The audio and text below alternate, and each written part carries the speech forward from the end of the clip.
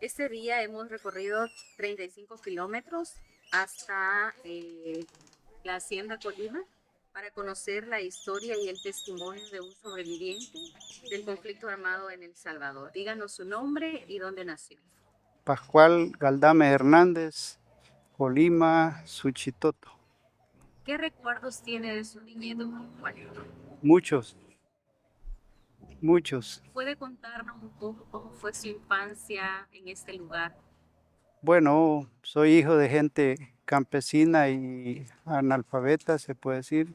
Ellos eran colonos de esta hacienda en el tiempo que era hacienda de la Sociedad Orellana Valdés, ¿verdad? La hacienda Colima e Ingenio Colima. Por ser una hacienda y un ingenio, había trabajo para jóvenes o niños que decíamos, y hacían cuadrillas de hombres, de jóvenes, de mujeres y niños de menores de edad y nos daban trabajo de acuerdo a la edad y así era la remuneración. Eran un par de centavos, pero en aquel tiempo valían, ¿verdad? Y había una escuela donde íbamos al Tule, patrocinando una parte, los dueños de la hacienda para la construcción. Había, en el primer instancia había hasta sexto grado, después había hasta noveno grado. Yo tuve la oportunidad de estudiar en primera parte ahí en una escuelita que le decíamos que era la casa de un tío que se llamaba, que le decíamos Penta, pero se llamaba Presentación Lemos. Entonces teníamos acá, siempre ha habido una cancha de fútbol donde jugábamos, íbamos a entrenar, decíamos por las tardes, después de venir de trabajar, los fines de semana íbamos al río Lempa por la parte del puente Colima o Puente Lempira en aquel tiempo, ¿verdad?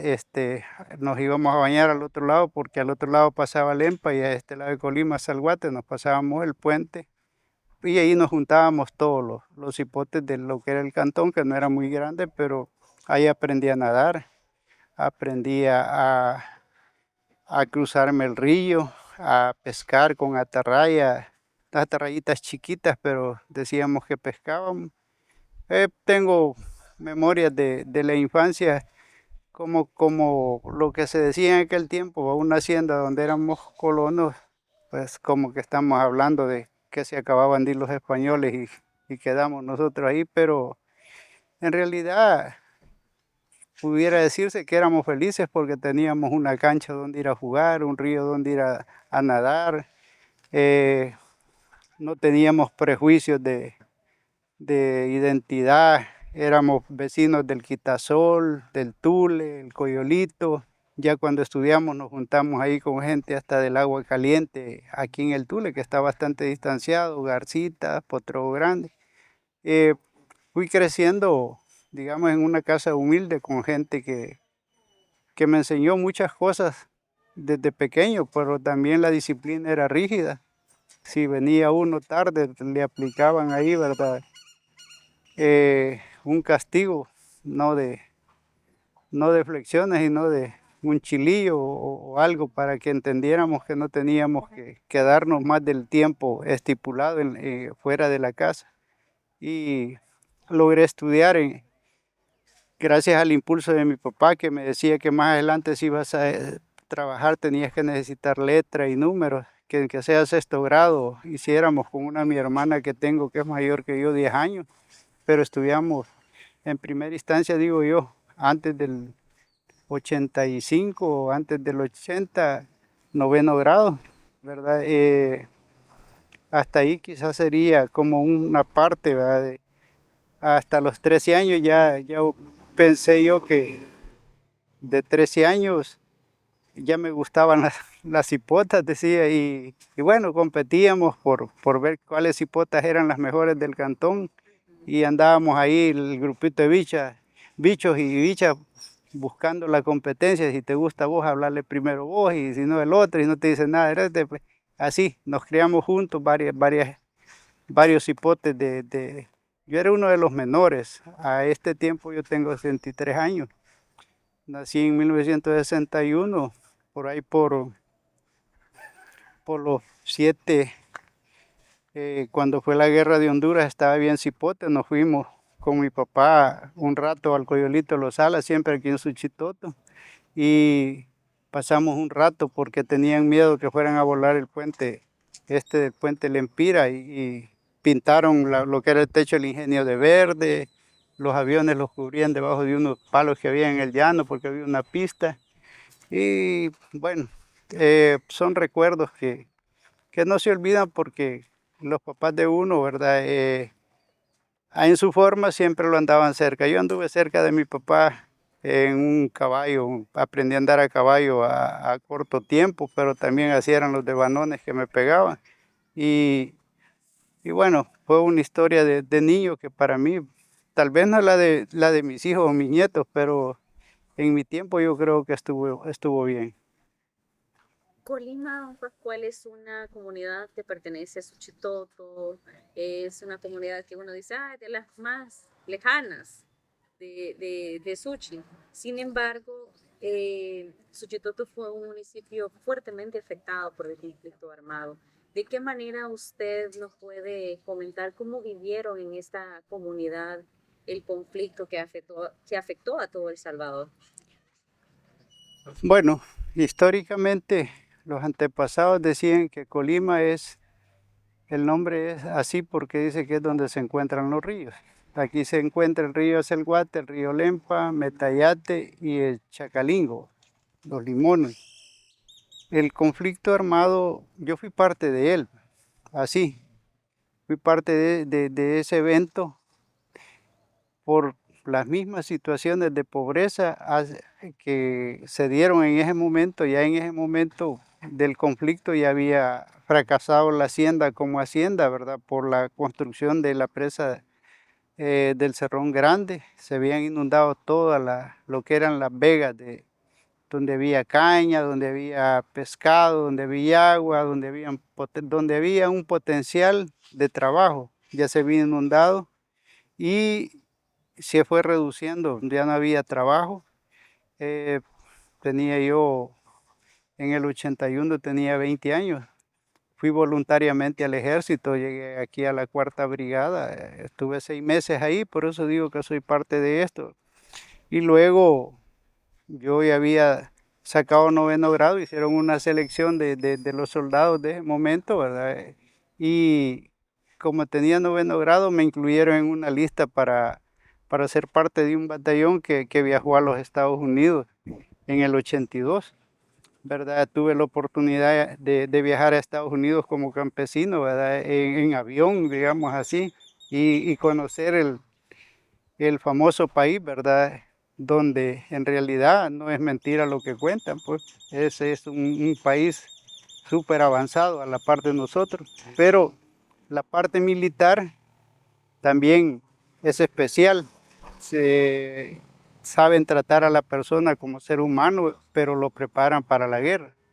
Entonces fuimos, tuvimos 3 meses, regresamos y luego casi que los 2 años que yo estuve en el batallón, porque tuve 24 meses, más 6, 30 meses, lo pasé en Morazán y tuve mi experiencia de ver caer amigos a la par mía, de compañeros de catre, como se dice, que los mataran, ¿verdad? Porque tampoco la guerrilla amagaba, pues. El que se descuidaba se lo volaban, pero realmente en el cantón yo nunca tuve problemas, aunque yo supiera que habían guerrilleros en mi lugar, yo nunca tuve conflicto con ellos, yo venía, mis licencias, me quedaba aquí.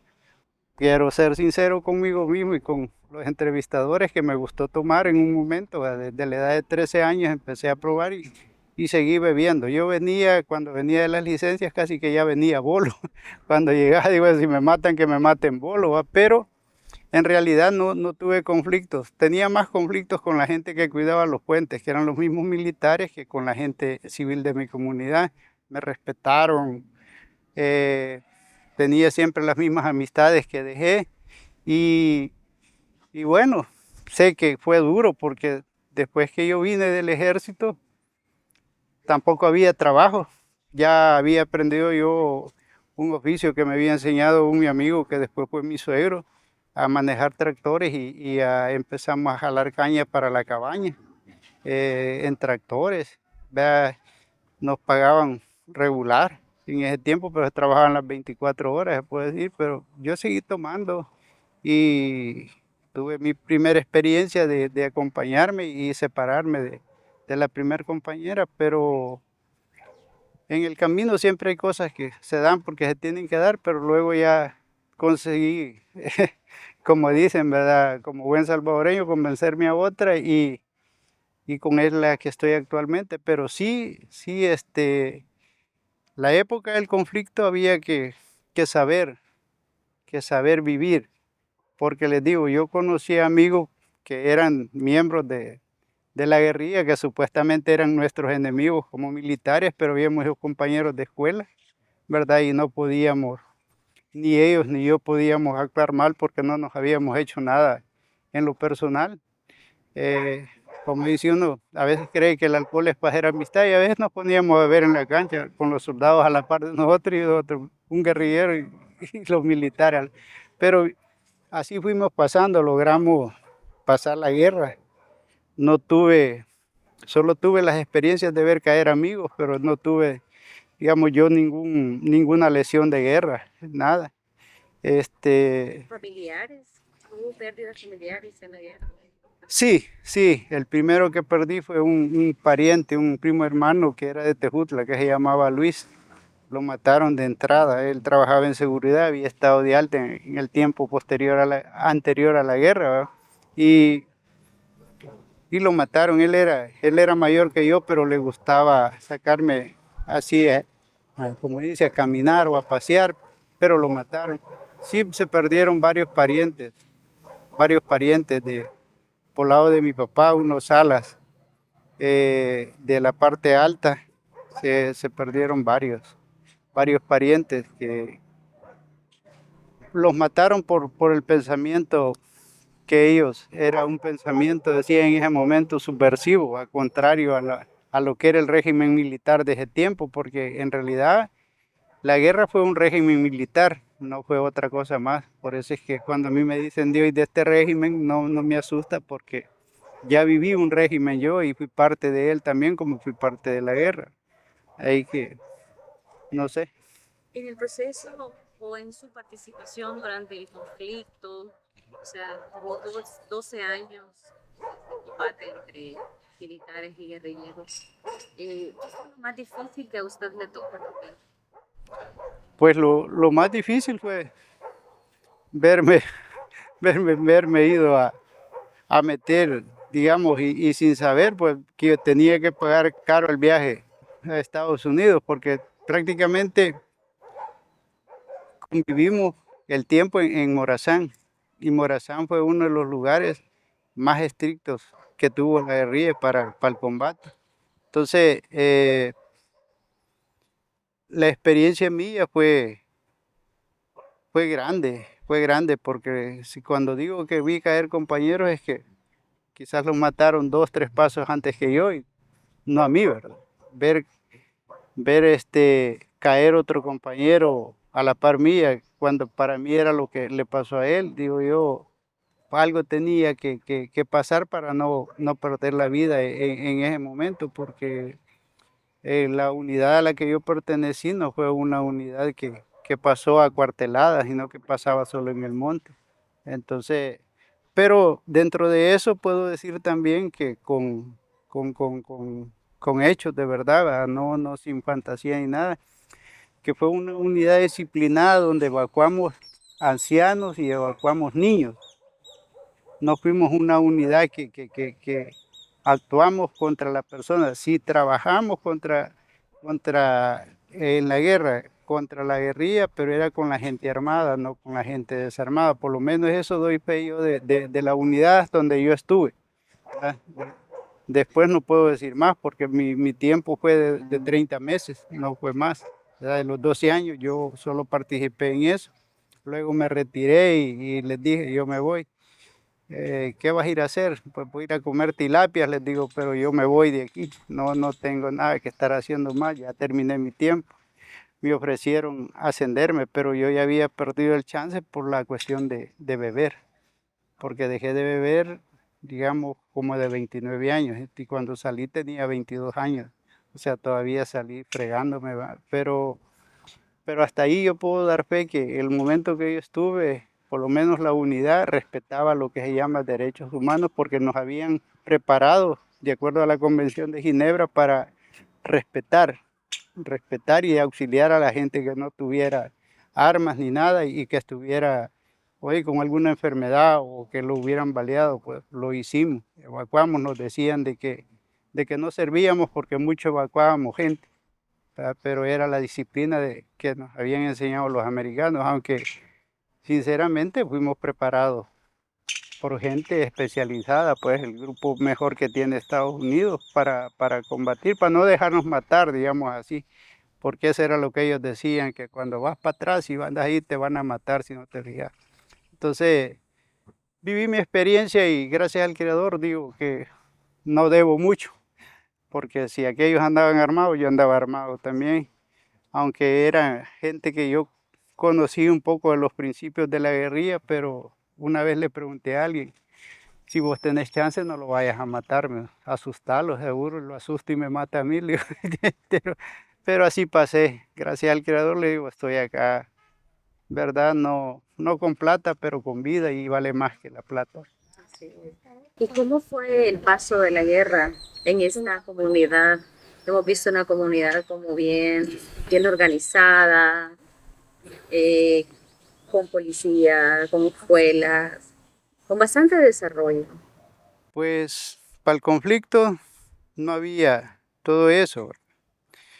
En medio del conflicto, ya para salir, se podría decir que se empezó a ver el desarrollo social, porque también quizás decir que Colima en la época colonial o de lo que éramos colonos, esto se empieza a mejorar de acuerdo cuando el sistema cooperativo empieza a mejorar, un tiempo que mejoró.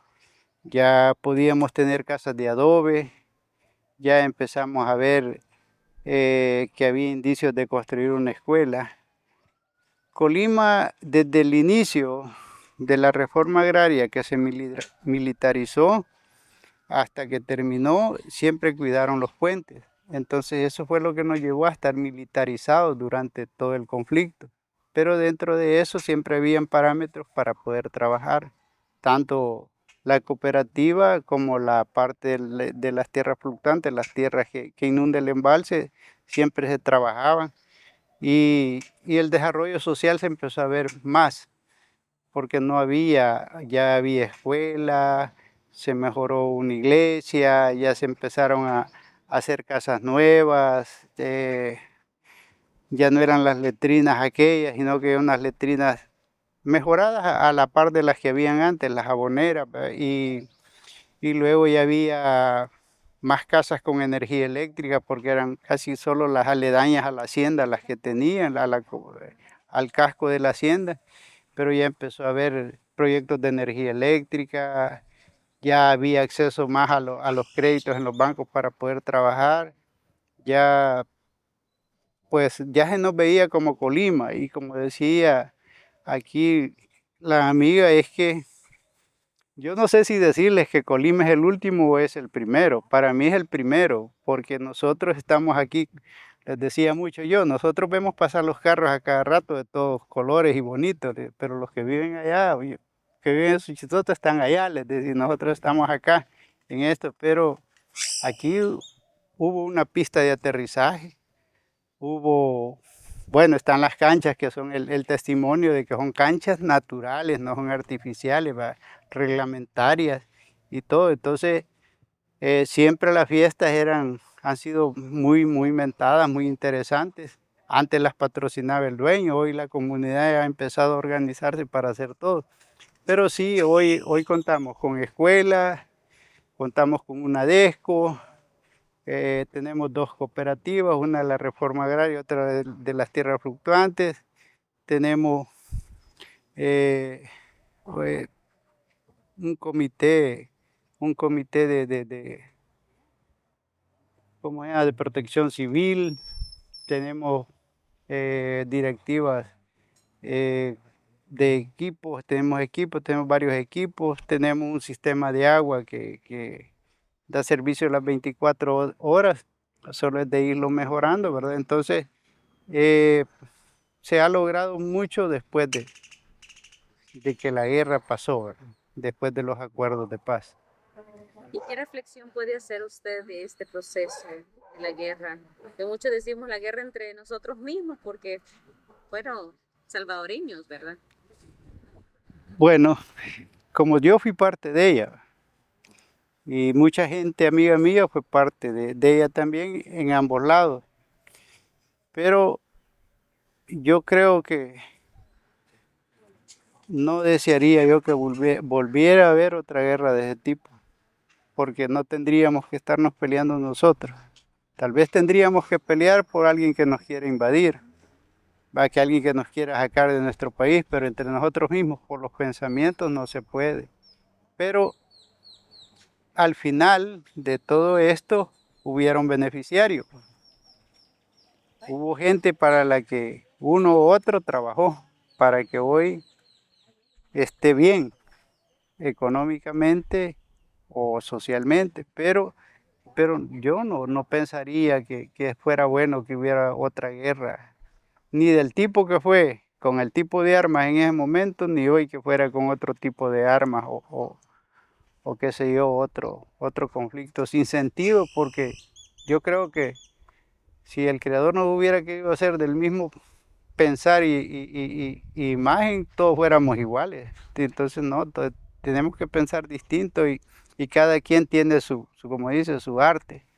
¿Verdad? No somos todos iguales. Yo siento que eso no, bueno, mis hijos quizás ni uno se parece a mí y son mis hijos, pues, ¿verdad? Entonces, yo siento que como conclusión de esta guerra es que bueno, a nosotros nos pagaron, digámoslo así. ¿Va? Yo tuve la oportunidad de ir a Estados Unidos, conocí Estados Unidos, vi todo y nos favoreció, pero tampoco me dejaron la visa, porque no me dejaron la visa. ¿Va? Ese es otro rollo. Entonces, pero, pero realmente como que nos tomaron el pelo por la forma en que finaliza, pues. Tal vez no en la forma que finaliza, sino después. ¿Ya?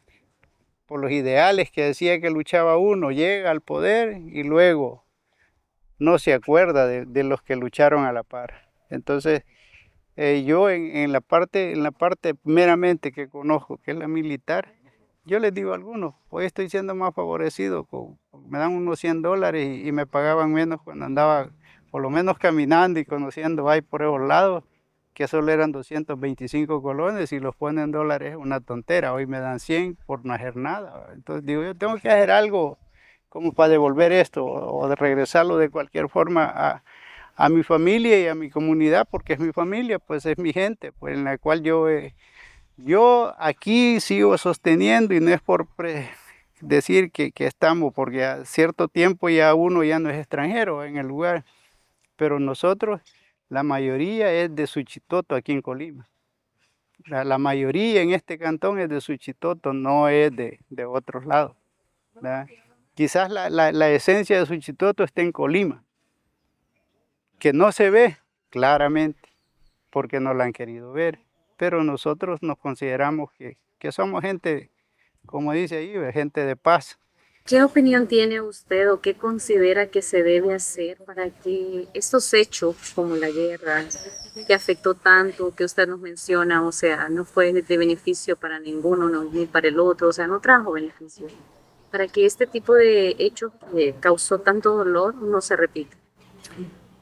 Fíjese que es bien fácil, si nos entendiéramos, si hubiera una integración, usted con su pensar, él con su pensar y el mío, formar un núcleo de entendimiento donde podamos todos buscar una armonía para un bienestar de cada uno. ¿Qué es lo que usted hace hoy? Cuéntenme. Hoy por hoy, pues después de la guerra fue la crianza de cipote. Pues. No, fíjese que yo digo de que soy agricultor, así, por naturaleza, porque soy del área rural y soy campesino. Y desde cipote he conocido un poco la agricultura y cuando fui a la universidad fui a estudiar eso, para saber un poco más. Siempre he cultivado lo básico que hay en la comunidad, caña, maíz, sandía, arroz, frijol. Hoy tengo una plantacioncita en el embalse de maicillo, tengo una parcelita que la voy a mejorar si es que ISCO nos da un par de, de, de- de plantas o lo que sea yo, pero tenemos una parcela que nos la dio el gobierno en la época de la reforma agraria. Entonces, y en sí, hasta hoy lo que estoy haciendo es volver a querer servirle a la comunidad como parte de la directiva de la DESCO. En este caso soy el presidente, pero yo les digo a mucha gente que detrás de mí hay seis más, no soy solo yo. Que se les quite el concepto de que el presidente de aquello es el que tiene que hacer todo o es el que manda. No, somos seis y algunas cosas tienen que tomarse por acuerdo para poder no ir a solas notificarles, miren, hice tal cosa, porque tanto se hace eso en los sistemas cooperativos, en las asociaciones de agua. Bueno, lo más práctico es en las alcaldías. Y ahí son consejos municipales, no es el alcalde el que manda, el alcalde respeta lo que se acordó en base a lo que se propuso, pero todo se ha manejado así, se sigue manejando así. ¿Y cómo se siente usted siendo la cabeza, digamos, como dijo usted, o sea, es una junta directiva del cual usted es el presidente? ¿Cómo se siente de estar desempeñando ese papel en una comunidad con casi 3.000 personas? Que se ve bastante organizada. Fíjese que ya he tenido otras experiencias, siempre en la DESCO, ¿verdad? Y hoy lo que yo estoy tratando de ver es que participemos todos y en un momento ir preparando a los jóvenes, porque los jóvenes no quieren participar en estas cosas. Y las ADESCO son la representación de la municipalidad en una comunidad, pero hay que ver las necesidades no de uno, sino de los demás. Entonces yo lo que hago es que como somos amigos, ¿verdad? Aunque seamos de los distintos caseríos, somos amigos, decirles que si aceptamos un cargo, pues de acuerdo a las funciones que nos corresponde, que tratemos de, si no al 100, pues, ¿verdad? Pero sí tratar de hacerlo y irlo mejorando. Eh, pues qué bonito fuera que todos participáramos en las decisiones de la DESCO, pero sí, sí cuesta, porque hay gente que, bueno, nada menos hoy que acaba de pasar el evento de la fiesta, en la agenda participamos nosotros ahí en las carreras de cinta y no alcanzamos a cubrir, vinieron un par de caballerangos, no alcanzamos a cubrir y para colmo de males todavía andamos recogiendo la basura que dejaron ahí tirada en la cancha, nos huevearon una silla que nos habían prestado, o sea, no pensamos que al directivo les digo, hay que hacerlo trabajar, pero no tratar de fregar, porque a la hora de elegir casi nadie quiere participar.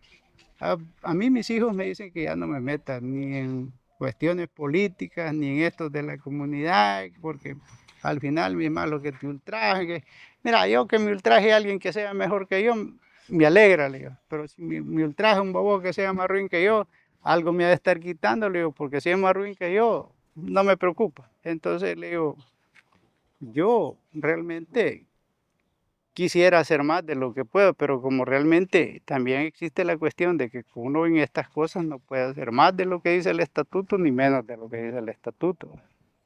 Pero ahí es donde cuesta entender que es un camino recto de 6 o 7, no es solo mío. Así es. Y ya volviendo, para finalizar, volviendo al tema de Para culminar, digo, memoria, ¿por qué considera usted que es importante resguardar la memoria histórica?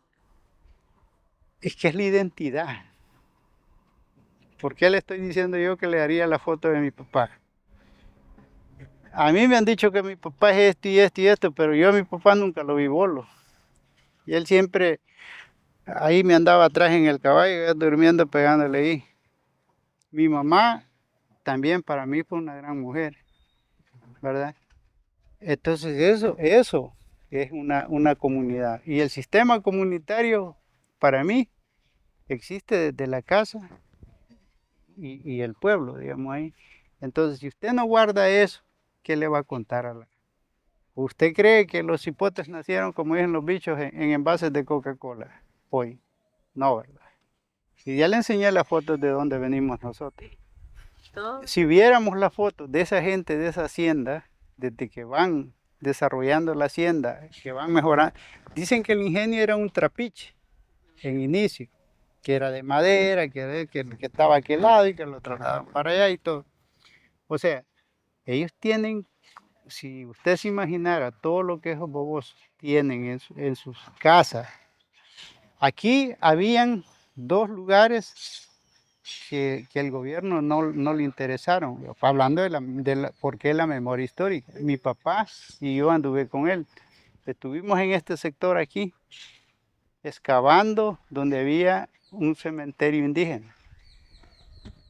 ¿Por qué se excavaba? No era por sacar los cadáveres, porque habían piececitas que reflejaban, tenían un montón de cosas. Esa era la memoria de ellos, Ujú. ¿verdad? Entonces, ahí había uno, ahí hubieron hasta extranjeros trazando, volados, sacando, ahí sacaron un montón de piezas arqueológicas de distintos valores, tanto económicos como, Ujú. ¿verdad? Y aquí a este otro lado, eh, el lugar que se llama Venecia, aquí se llamaba el Remolino y aquí Venecia, también se sacaron para los dueños de la hacienda. Ellos los tienen. Ellos tienen esa información, ellos guardan esa información. Y ahora con la tecnología, que ya se puede, como dice, desencriptar lo que ahí está escrito, eso es algo invaluable, pues. Entonces, si nosotros no guardamos esto, y pues yo pudiera ser una parte de un todo, que como Pascual pudiera decir, ay, qué baboso, pero realmente yo me acuerdo desde que tengo conocimiento que fue Colima. Yo conozco Colima de una punta a la otra. Y después les decía yo que yo Morazán lo conocía quizás mejor que mi cantón, ¿verdad? Entonces yo conozco Colima de un lado a otro. Aquel lado allá por donde Calderón solo hay unos voladitos donde sacaban el añil, que yo no sabía cómo era cuando lo empecé a ver y empecé a preguntar y a indagar. Hey, si eso es una obra de arte, bien chivo, como utilizaban el caudal de la quebradita que pasaba ahí y le iban haciendo. Imagínate. Y ahí en el monte hay unas cuantas plantas de añil todavía, de las que quedó de la semilla que sembraron en aquel tiempo, cuando este era una propiedad donde había algodón, donde había añil, y fueron mejorando todo. Sí le digo, mi familia, mi familia fue de las más cercanas ahí. Esa ama de llaves que mataron, la Cande, era mi prima. Una viejita que era la cocinera era mi tía. Sí, digo, había gente ahí trabajando con ellos. Yo conozco esa hacienda desde Cipote, desde Cipote. Entonces, para mí esa hacienda es algo histórico. Ujú. Para mí, para otros posible solo sea una casa. Pero ahí hay mucho que contar, pues, ¿verdad? Y no inventado, porque yo digo que hasta lo puede caer un rayo aquí si yo me inventaría algo. Este, para mí Colima, bueno, solo los 2 años que fui al ejército me he ido de Colima. Toda su vida vivió. Acá seguí, me lo he echado todo. Cuando he trabajado, siempre he viajado. Siempre he viajado. Tuve la oportunidad de, cuando hicieron el aeropuerto de Comalapa, yo saqué cédula de 17 años. Tenía mi padrino que tal vez lo oyeron mentar, Carlos Navarrete, me sacó la cédula de 17 años. En la tarjeta del seguro aparezco el 60. Para poder tener Pues 18. 18 y empezar a trabajar. Yo empecé a trabajar en líneas de alto voltaje. ¿Quiere compartir algo más con nosotros? Un mensaje para las nuevas generaciones que van a ver este video, que es sobre su Dice que historia de vida. quizás decirle que si yo bebí porque no supe, porque nadie me dijo que era una enfermedad el alcoholismo. A mí me dijeron que era algo para sentirme alegre, ¿va? Ujú. Y es cierto, si yo no hubiera exagerado lo, lo que se dice, ¿va? Como que comer mucho hasta la comida es mala. Entonces, pero, y la otra es que el que sepa un poco ya sea académicamente o porque el creador le dé buen pensamiento, que le ayude a otro. Y si en las posibilidades, en lo económico puede ayudarle a otro que esté más fregado que él, que le ayude y no decirle, pero no vayas a comprar esto, comprar esto. Porque yo salgo de mi compromiso cuando él me pide y le doy, pero no darle y decirle, no, pero no vas a comprar guaro, no vas a comprar cigarro, no, no, no, no. Porque para mí es un error, pero no lo entendí hasta que entré en el proceso de saber que la enfermedad, que el alcoholismo es una enfermedad, no es una cuestión de herencia, no es una cuestión que se la pusieron porque es una mujer, no es porque que esto, no, no, es una enfermedad ya considerada por la Organización Mundial de la Salud que jode el cerebro. Entonces, y que nos integremos, pues, ¿verdad? Que no veamos a otro así para abajo, donde estemos, pues, ¿verdad? Que siempre los veamos en forma vertical y nos ayudemos unos a otros. Eso pudiera ser que mejoremos nuestra cuestión, como dice, cantonal, municipal y de país, ¿verdad? Porque eso sería lo mejor. Bueno, muchísimas gracias, don Pascual, por la información y por contarnos su historia.